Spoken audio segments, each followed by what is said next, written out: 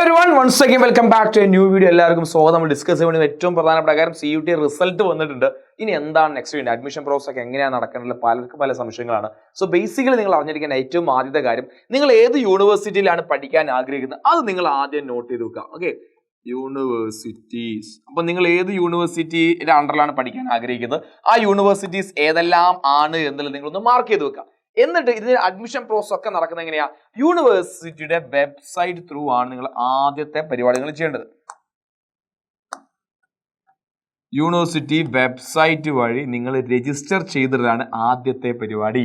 ഇനി പലർക്കും ഉള്ള സംശയമാണ്, സാറേ എന്തിന്റെ അടിസ്ഥാനത്തിലാണ് അഡ്മിഷൻ കിട്ടുക, പെർസെന്റൈൽ ആണോ അല്ലെങ്കിൽ ഞങ്ങളുടെ മാർക്കാണോ, പെർസെന്റൈൽ ആണോ അല്ലെങ്കിൽ നിങ്ങളുടെ മാർക്കാണോ എന്നുള്ളതാണ്.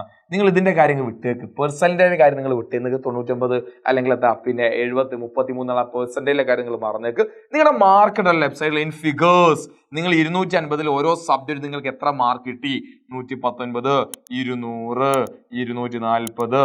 അപ്പൊ 250 എത്രയാണോ മാർക്ക്, ഈ മാർക്കിന്റെ ബേസിലാണ് നിങ്ങൾക്ക് അഡ്മിഷൻ കിട്ടുക.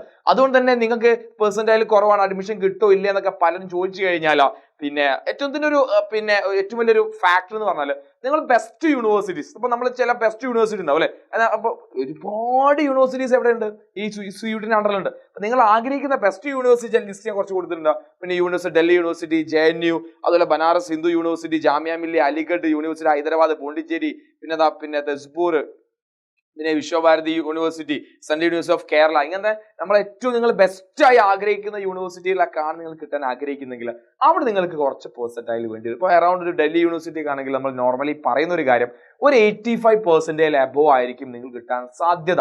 അതൊരു സാധ്യതയാണ്. ഒരിക്കലും നമുക്ക് നിലവിലെ നിങ്ങളുടെ പെർസെന്റൈൽ വെച്ച് ഈ വർഷം അഡ്മിഷൻ കിട്ടൂല്ലെന്ന് പറയാൻ സാധിക്കുമെങ്കിലും കാരണം ഓരോ വർഷം കട്ട് ഓഫ് മാറണം. നമ്മൾ ഇക്കൊല്ലം കഴിഞ്ഞ വർഷം പഠിച്ച അതേ കുട്ടികൾക്ക് ഇക്കൊല്ലം മാർക്ക് അതിലൊക്കെ ഒരു വേരിയേഷൻ ഫ്ലക്ച്വേഷൻ എന്തായാലും വരും. അതുകൊണ്ട് നിങ്ങൾ ആദ്യം ചെയ്യേണ്ടത്, നിങ്ങൾ ഏത് യൂണിവേഴ്സിറ്റിയാണ് പഠിക്കാൻ ആഗ്രഹിക്കുന്നത് ആ യൂണിവേഴ്സിറ്റിക്ക് രജിസ്റ്റർ ചെയ്തിട്ടാണ് ആദ്യത്തെ കാര്യം. എനിക്ക് കിട്ടൂലേ ഒന്നും ആലോചിച്ച് ഇപ്പൊ ഇരിക്കേണ്ട, നിങ്ങൾ എന്ത് ചെയ്യുക, രജിസ്റ്റർ ചെയ്തിടാം. ഓക്കെ, അതുപോലെ തന്നെ ഇപ്പൊ നിലവിൽ ഇപ്പോൾ യൂണിവേഴ്സിറ്റി എങ്ങനെ രജിസ്റ്റർ ചെയ്യുന്നത് വെച്ച് കഴിഞ്ഞാൽ അതത് യൂണിവേഴ്സിറ്റി വെബ്സൈറ്റിൽ ലിങ്ക് ഉണ്ട്. ഇപ്പൊ നിലവിൽ വളരെ കുറച്ച് യൂണിവേഴ്സിറ്റി മാത്രമേ അഡ്മിഷന് വേണ്ടി പോർട്ടൽ ഓൺ ആയിട്ടുള്ളൂ. അത് ഡൽഹി യൂണിവേഴ്സിറ്റിയുടെ already admission process first phase എന്ന് പറഞ്ഞാൽ എന്താണ്, നിങ്ങളുടെ രജിസ്റ്റർ നമ്പർ നിങ്ങൾ രജിസ്റ്റർ ചെയ്തതിലാണ്.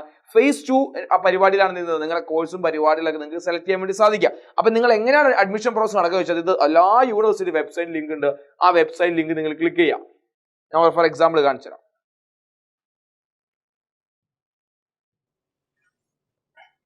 ഇതിപ്പോ ഡൽഹി യൂണിവേഴ്സിറ്റി വെബ്സൈറ്റ്. അപ്പൊ നമ്മളത് ഡൽഹി യൂണിവേഴ്സിറ്റി വെബ്സൈറ്റിൽ കയറി കഴിഞ്ഞാൽ നിങ്ങൾക്ക് ഇവിടെ കാണാം അഡ്മിഷൻ 2025-26. എല്ലാ യൂണിവേഴ്സിറ്റീസും അഡ്മിഷൻ പ്രോസസ് എല്ലാം തുറന്നിട്ടൊന്നുമില്ല, ഓരോ യൂണിവേഴ്സിറ്റികൾ ഓപ്പൺ ആയി വരുന്നുള്ളൂ. അപ്പൊ നിങ്ങൾ ആഗ്രഹിക്കുന്ന യൂണിവേഴ്സിറ്റി വെബ്സൈറ്റ് നിങ്ങൾക്ക് കയറി നോക്കുക. ഇവിടെ നിങ്ങൾക്ക് ചെയ്യാം, UG രജിസ്ട്രേഷൻ ലിങ്ക് കാണാം. UG പിന്നെ ആ UG രജിസ്ട്രേഷൻ ലിങ്കിൽ കയറി കഴിഞ്ഞിട്ട് യെസ്, ഈ വെബ്സൈറ്റാണ് നിങ്ങൾ രജിസ്റ്റർ ചെയ്യുന്നത്. എക്സൈറ്റ് നിങ്ങളുടെ CUT ആപ്ലിക്കേഷൻ നമ്പറും പാസ്വേഡ് അല്ലെങ്കിൽ നിങ്ങൾ ന്യൂ രജിസ്ട്രേഷൻ ക്ലിക്ക് ചെയ്യുക, നിങ്ങളുടെ അക്കൗണ്ട് ക്രിയേറ്റ് ചെയ്യുക, അതുപോലെ ചെയ്യുക. അപ്പൊ ഇതുപോലെയാണ്, ഇതാണ് ഇതിന്റെ ആദ്യ പ്രോസസ്. പല യൂണിവേഴ്സിറ്റി വെബ്സൈറ്റ് ഇപ്പോഴും ഓപ്പൺ ആയിട്ടില്ലാണ് യാഥാർത്ഥ്യം. അതുകൊണ്ട് നിങ്ങൾ വെയിറ്റ് ചെയ്യുക. അത് ഓപ്പൺ ഏത് യൂണിവേഴ്സിറ്റി നിങ്ങൾ എന്ത് ചെയ്യുക, നിങ്ങൾ രജിസ്റ്റർ ചെയ്യുക എന്നുള്ളതാണ്. അതുപോലെ തന്നെ നിങ്ങളുടെ കട്ട് ഓഫ് മാർക്കിന്റെ കാര്യം നിങ്ങൾ നിലവിൽ നോക്കണ്ട.